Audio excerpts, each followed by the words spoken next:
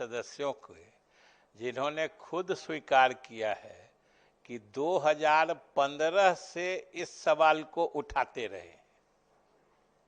अब आप समझ लीजिए, जब से ये सवाल उठाते रहे होंगे, सरकार तब से जवाब देती रही होगी, एक ही जवाब देती रही होगी कि सवाल है कि जो वो कह रहे हैं बिल्कुल सही कह रहे हैं। हमने ये कभी नहीं कहा है कि मूल वेतन के हिसाब से हम आपको बढ़ा हुआ दे रहे हैं। हम इसीलिए महोदय आज चौथी बार उस बात को बोल रहे हैं कि सब प्रश्नों के मूल में वही नियत वेतन, वेतनमान, अनुशंसित वेतन, नियत वेतन, नियमित वेतनमान और अनुशंसित वेतनमान, इसी तीन में घुमा के सारे प्रश्न और ध्यानाकर्षण घूमते रहते हैं। और ये चीजें कई बार स्पष्ट की जा चुकी हैं।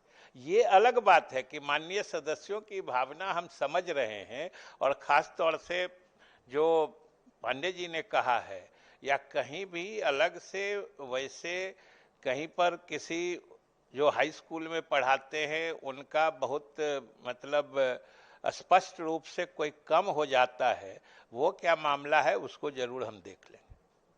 ये एक बात है ये सारे प्रश्न एक ही तरह से घूमते रहते हैं और कई बार आते हैं, तो इस चक्रव्यूह के तोड़ने की क्षमता केवल अर्जुन में होती है, वो आप में है। इसको तोड़िए जल्दी से। गरीबी दूर करने और बेरोजगारी दूर करने का मामला तो उठता ही रहेगा ना महोदय।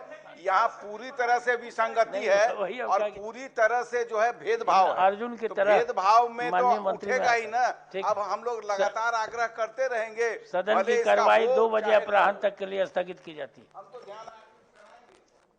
सभापति जी, माननीय सभापति महोदय, राज्य के पंचायती राज संस्थानों के शिक्षकों को 1 जुलाई 2015 से 5,200-20,200 के पे वेतन के साथ प्राथमिक, माध्यमिक, पुस्तकालय अध्यक्ष, उच्च माध्यमिक शिक्षकों को क्रमशः 2,024 एवं 2,800 ग्रेड पे स्वीकार किया गया।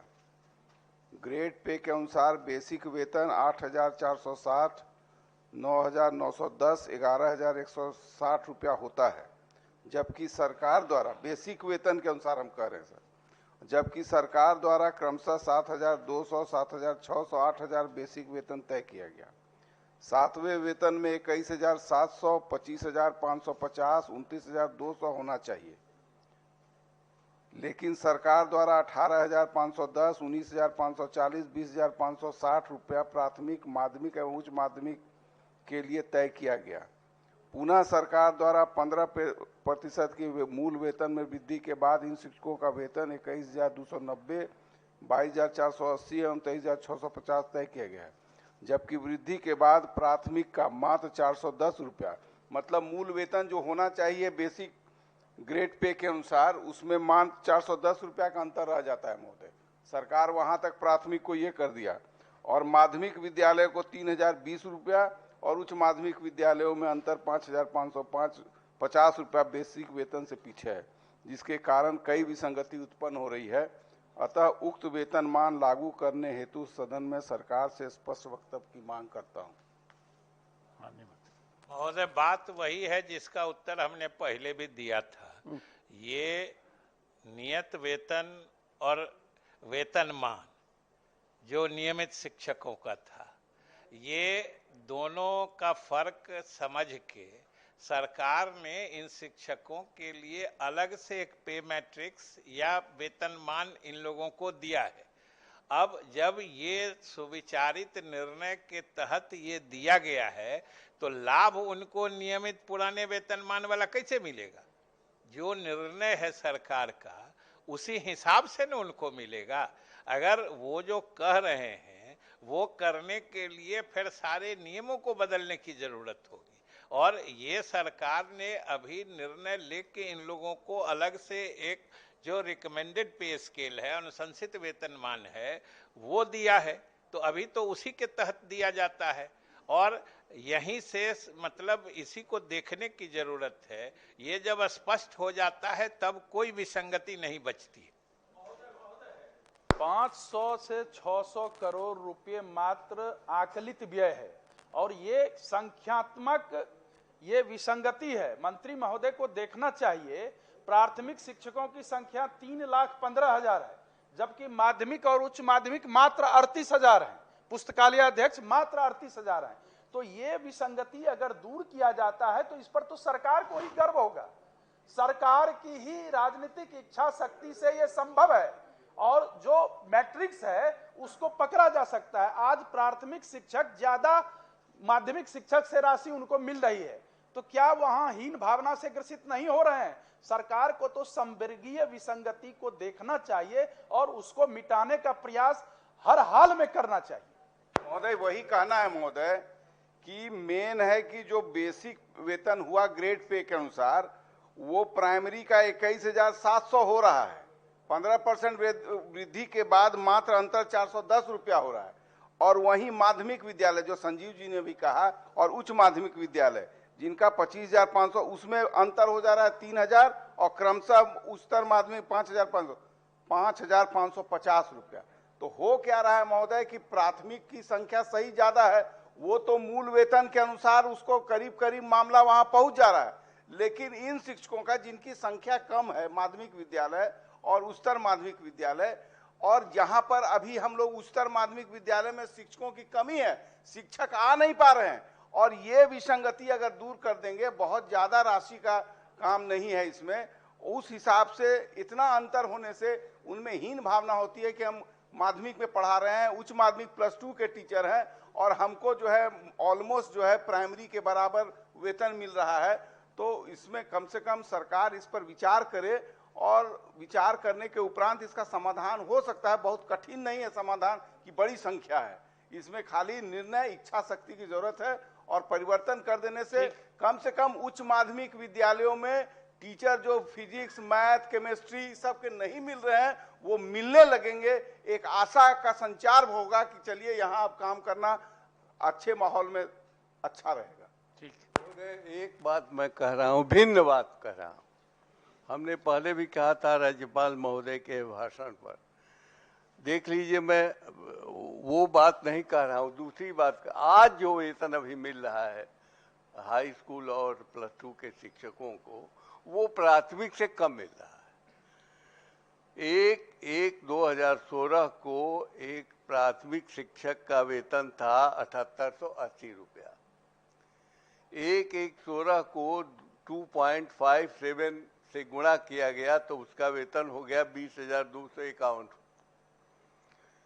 16 को पुनरीक्षित वेतनमान 20,850 हुआ उसका।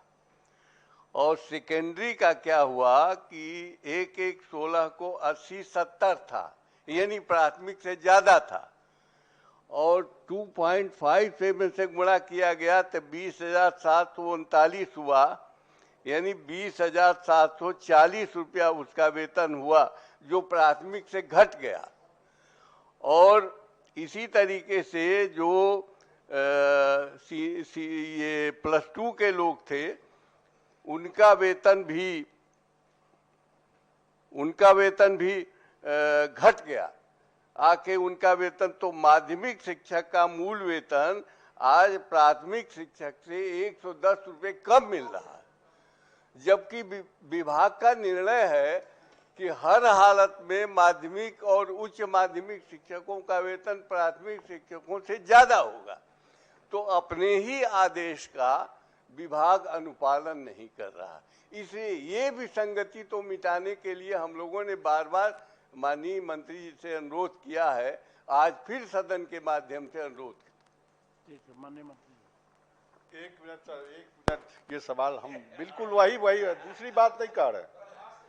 कैडर मंत्री जी ने स्वीकार किया है, कैडर वेतनमान तो होना ही चाहिए।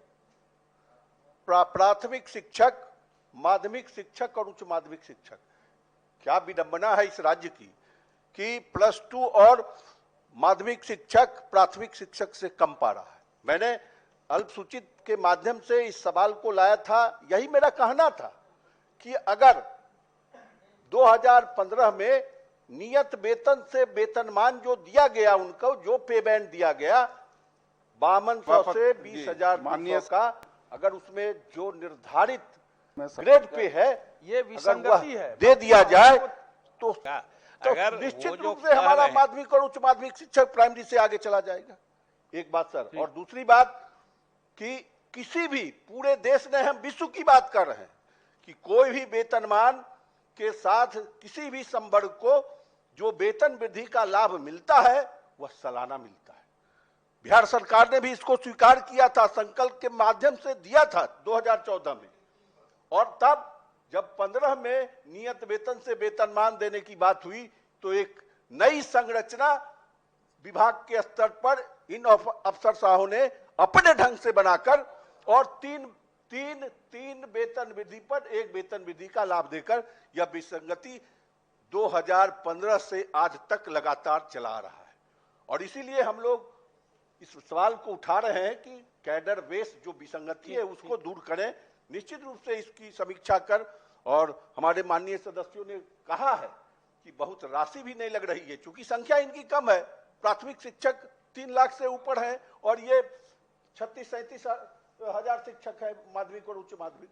इसलिए इस पर गंभीरता से विचार करें और समीक्षा करें, इसको दूर माननीय करें। मंत्री जी को बोलने दिया जाए। अभी भी बोलना ही है।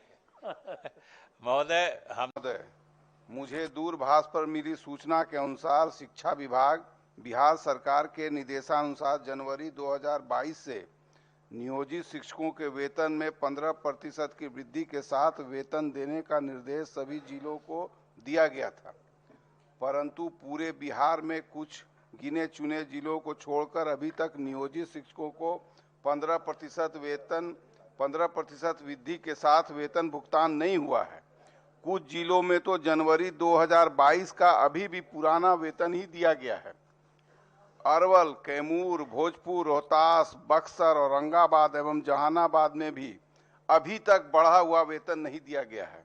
वहीं गया जिला में नगर निगम तथा जिला परिषद के माध्यमिक एवं पुस्तकालय अध्यक्षों का नहीं महोदय, इस बार बढ़ा वेतन तो को मिल ये गया, केस सुपुर्द किया परंतु जाता है। नगर पंचायत सिरघाटी, बोधगया एवं टेकारी के माध्यमिक, उच्च माध्यमिक एवं पुस्तकालय अध्यक्षों का वेतन माह दिसंबर 2021 से अभी तक लंबित है। वहीं प्राथमिक स्तर के नियोजित शिक्षकों का भी बढ़ा हुआ वेतन उपरोक्त जिलों के साथ गया जिला में भी नहीं मिला है।